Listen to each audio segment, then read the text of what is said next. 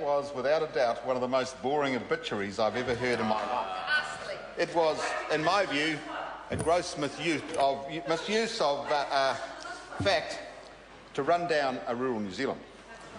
Mr. Speaker, it will not help our cause. Regional New Zealand has faced its share of challenges in the past 40 years as our population and economy has adjusted and acclimatised to change. The progress we've made in the past 6 years under this government is now having positive effects as the buoyant world food market and demand lifts farmer confidence, optimism and the ability to invest further in their industry. New tourism initiatives such as the Forgotten World Adventures, cycle trails, walking tracks appearing. The growth in these businesses leading to new opportunity for growth and investment in our regions. Mr. Speaker, the announcement in Levin last week by Ministers Joyce and Guy of an ambitious plan to double my region's agribusiness production by 2025, after some early feasibility work by Mayors Margaret Cavellis and John O'Naylor, who of course is the very good candidate for National in Palmerston North, is another example of proactive government determined to enable our regions. This interesting point to note is that this agribusiness strategy is not all about increasing agricultural production, as the previous speaker would have us believe. It includes science, tourism and the manufacturing sectors, which complement our traditional farming activities. Fresh water is critical to the future of our country and the Rangatiki, as tourism and farming rely heavily on our pristine environment for our futures.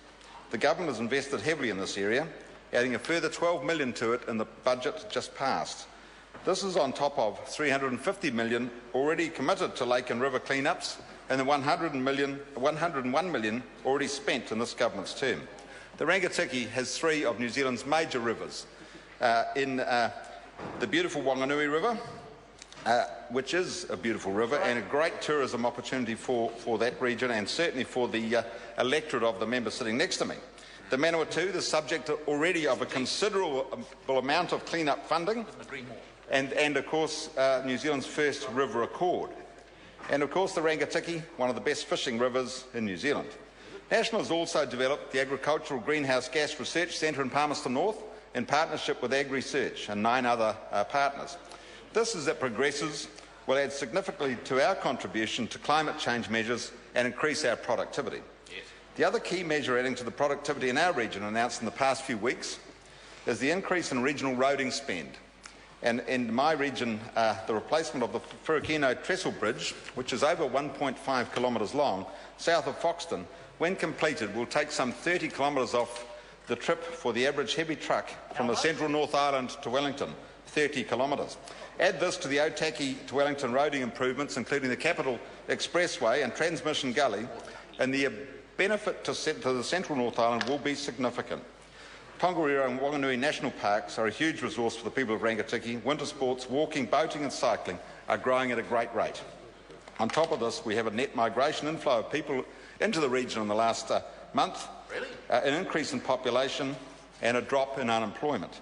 Mr. Speaker, despite the wailings of Labour and the Greens, this government has made significant investment in the future of regional New Zealand, and we are seeing the benefits in our region. And they hate it. Labour hates it. One of the key challenges our rural councils face is managing demand for access to our vast network of paper roads, and some careful thought will need to be given in the future management of these. The Walking Access Commission has started this work, but there's much to do and funding will be required in the future to complete this work. I want to briefly acknowledge, Mr. Speaker, the huge role that Tariana Turia has played in the Maori community throughout my region and congratulate her as she leaves this place on making such a great contribution to the welfare of so many. I want to briefly note the work done by Ngāti Apa in the south of the Rangatiki, particularly in the social field, and now with the acquisition of Flock House and the subsequent partnership they have formed to farm this historic property. It will be the forerunner of things to come and perhaps a trendsetter to help unlock the vast potential of Maori land in New Zealand. In Taumarunui, the Kokiri Trust are achieving fantastic results in areas such as health, education, work projects and aged care under the leadership of Christine Breers. Another initiative and thanks again to the great work of Minister Turia. Finally, Mr. Speaker, I want to acknowledge the time my northwestern neighbour, Shane Arden, has spent working for the people of the north of the Rangatiki. In the hill country of the North Island, boundaries are obscure and challenges are the same wherever you live. Thank you, Mr. Speaker. Well done. Well said. Make your fight to them. Tēnā koe te kai whakahari o te whare